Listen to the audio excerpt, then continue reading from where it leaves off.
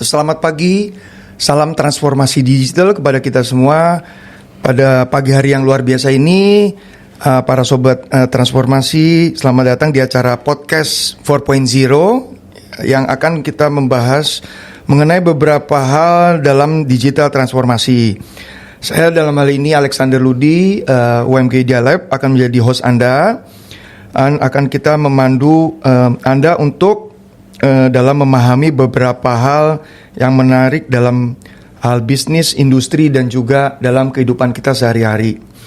Di dalam podcast ini kita akan mempelajari beberapa hal yang lebih mendalam mengenai digital transformasi ya, yang mengeksplorasi inovasi dan juga kisah sukses dari para perusahaan-perusahaan startup, korporasi, ataupun juga dari teman-teman nanti di pemerintah mengenai revolusi di dalam hal digital.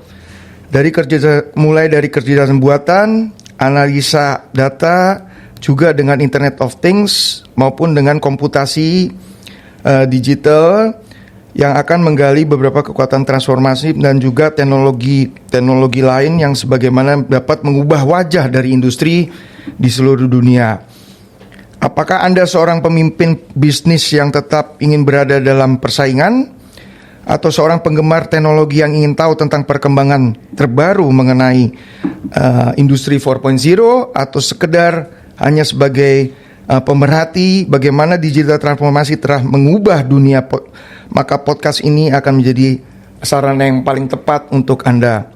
Jadi mari bersama-sama kita menyaksikan diskusi yang cukup informal tapi sangat menarik pada hari ini dengan boleh saya katakan teman ataupun rekan digital transformasi, yaitu Mas Sumantri.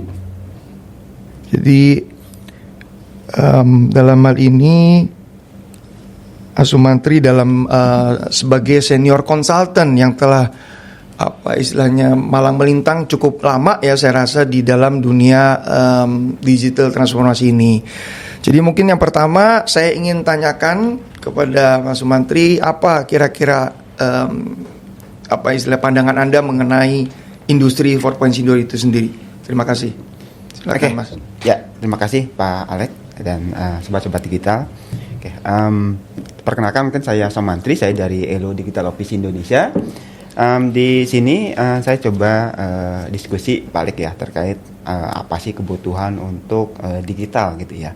Nah, untuk industri 4.0 itu terkait bagaimana ya tata kelola suatu perusahaan yang berangkat yang tadinya mungkin secara manual ya menjadi ke arah digital.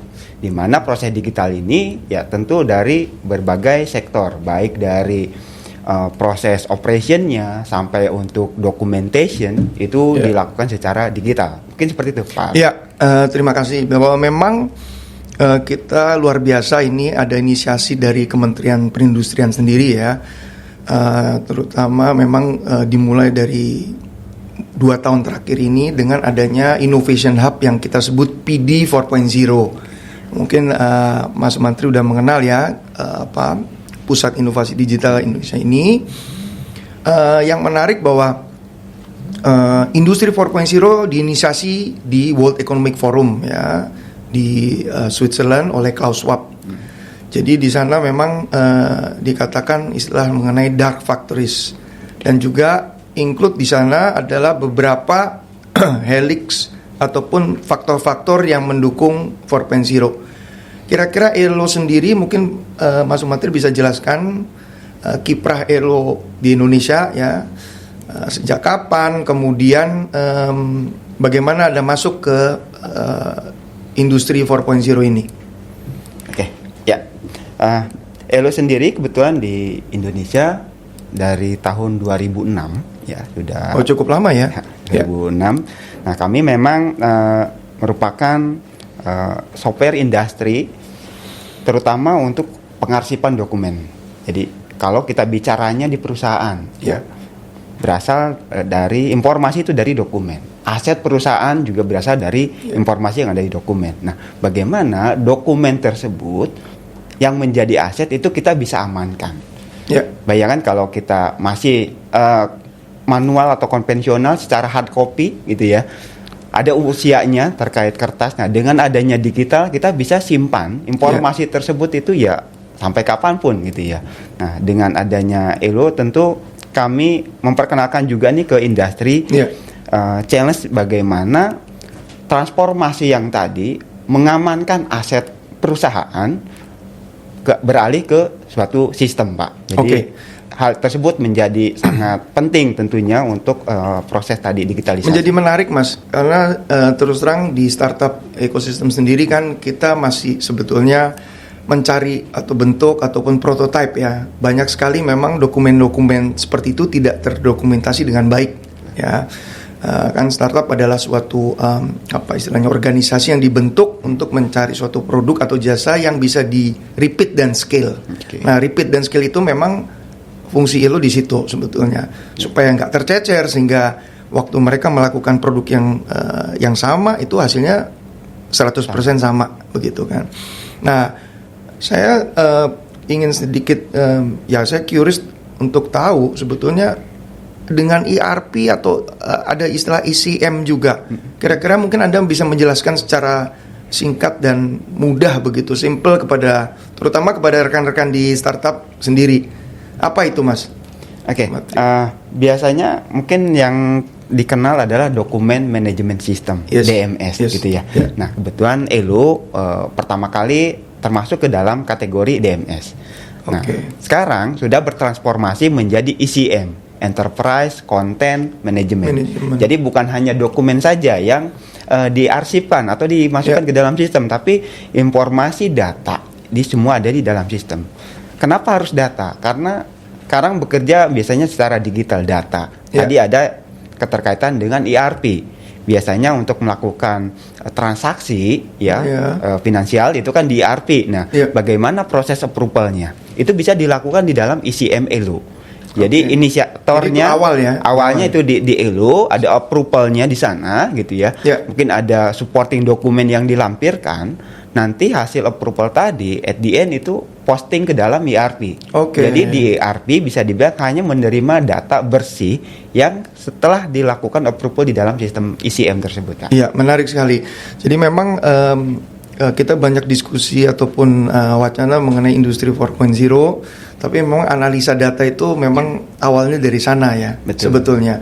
Nah, kira-kira apa ide dari Elo sendiri untuk membuat ide ataupun aktivitas Anda ini cepat tersebar atau juga cepat dipahami oleh masyarakat luas, terutama memang kan plan ataupun rencana dari Pak Menteri Perindustrian juga dalam grand opening yang terakhir, yaitu membuat perusahaan Indonesia makin lama makin menjadi national lighthouse, kemudian kepada global lighthouse.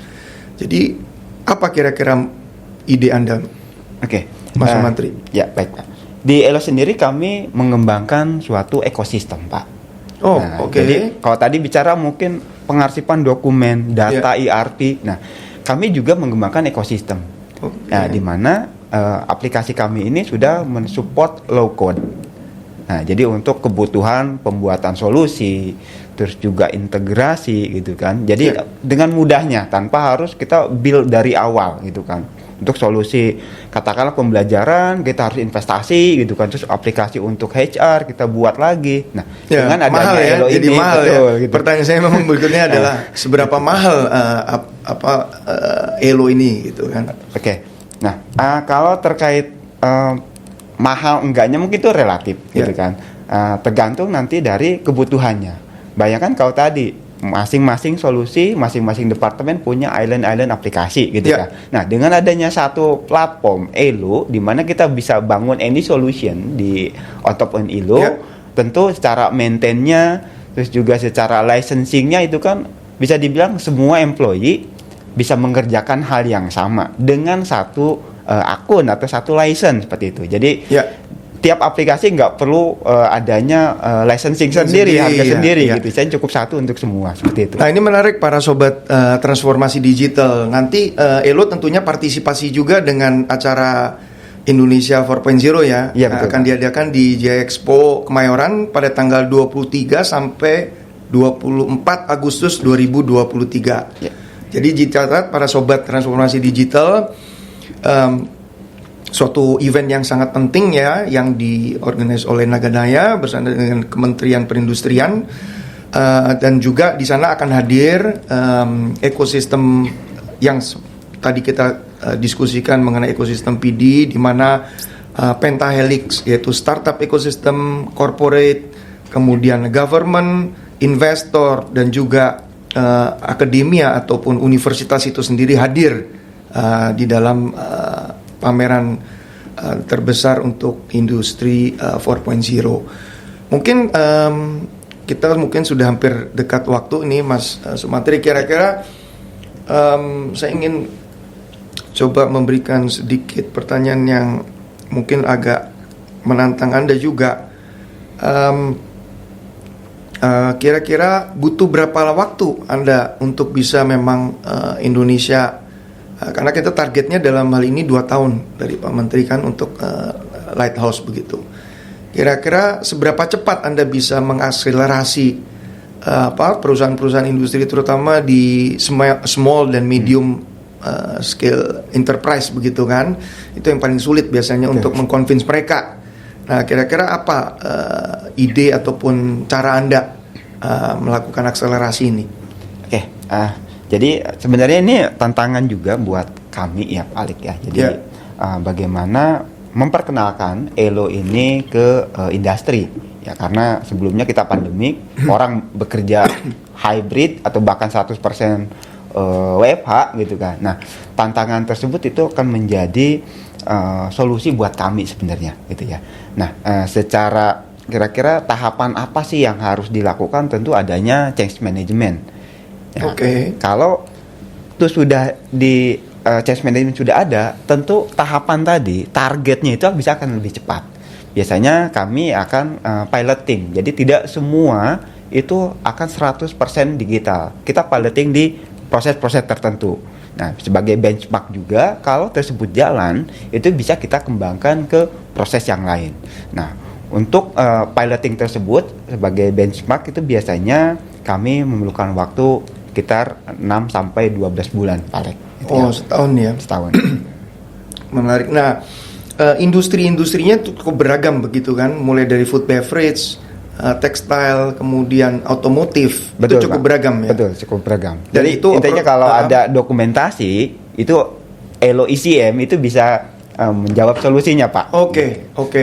Jadi ini mungkin juga menjadi tantangan di PD sendiri, saya rasa, bagaimana startup tadi yang sifatnya memang masih apa istilahnya prototyping ataupun masih mencari produk yang bisa di-repeat dan skill tadi, melakukan dokumentasi. Karena saya memang masih ingat ketika kita mendevelop drone waktu itu untuk passenger, kita mengalami kesulitan ketika untuk sertifikasinya, Mas Sumantri, karena mereka butuh data yang teknis ya.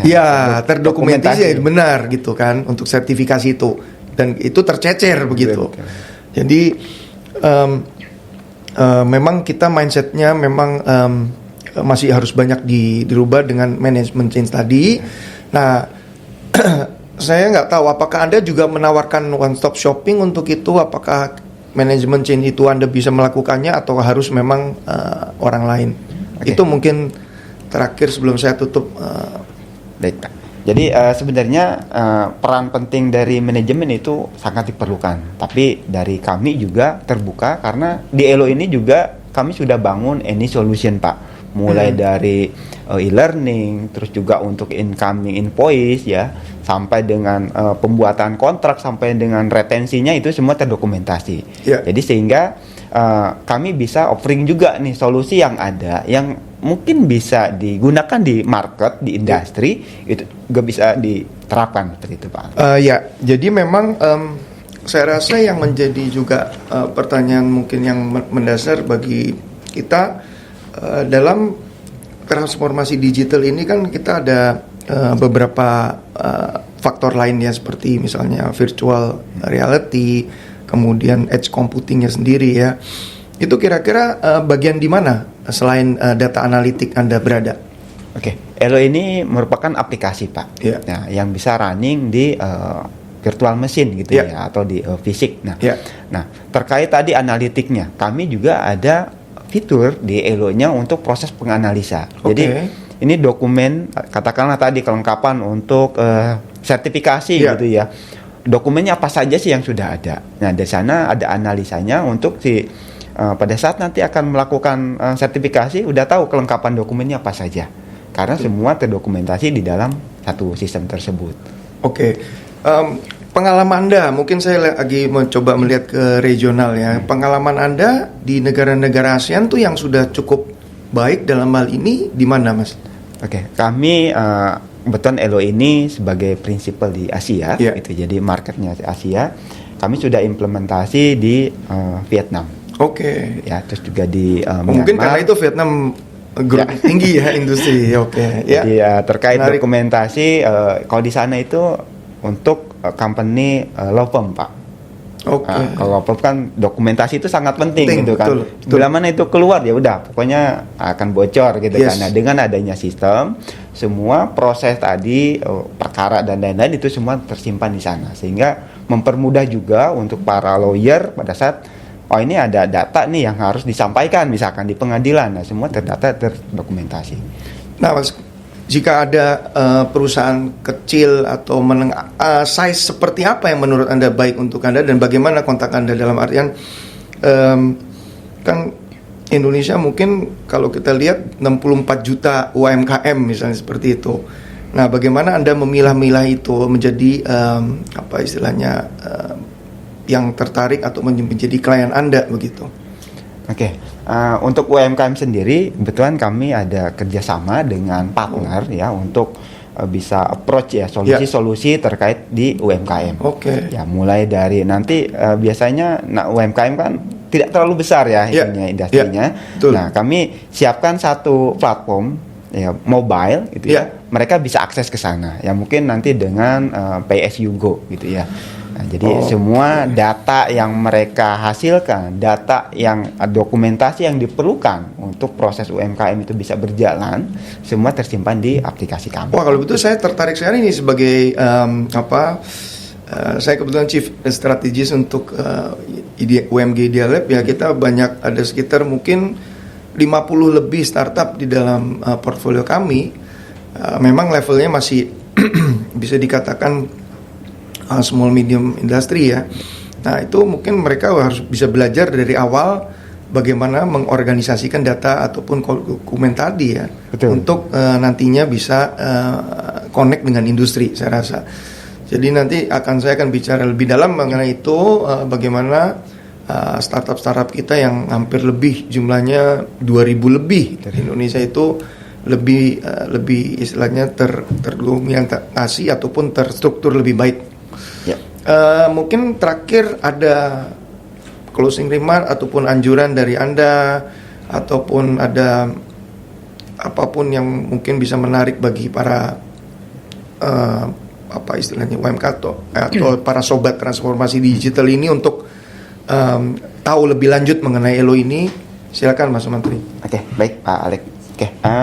Terkait bagaimana kondisi sekarang, kita sudah beralih dari tadinya pandemik gitu ya, sudah sekarang ke endemik. Jadi tantangan yang sebelumnya kita bekerja secara digital, tentu ada harapan ke depan ya proses digitalisasi itu masih tetap jalan. Kenapa? Karena kebetulan 2 tahun yang lalu saya ketemu end user ya di salah satu tempat. Beliau bercerita dengan adanya implementasi Elo ini katanya, sepertinya sudah disiapkan untuk ke COVID-19 gitu kan. Karena biasanya kita bekerja dengan dokumen di office. Nah, dengan adanya pandemi kita nggak bisa 100% ke office gitu. Sementara, tapi bukan artinya Anda setuju dengan COVID-19 dong? Yes. Itu kan uniknya. Tapi juga Anda bisa antisipasi ke sana, luar biasa. Jadi mereka berbicara seperti itu karena bisa bekerja dari rumah dengan adanya digital system, ada workflow. Mereka ya dengan buka aplikasi Elo ya semua proses bisa berjalan. Ada mungkin di bagian yang lain mungkin merasa iri karena saya harus tiap hari pagi itu memberikan laporan apa yang harus saya kerjakan.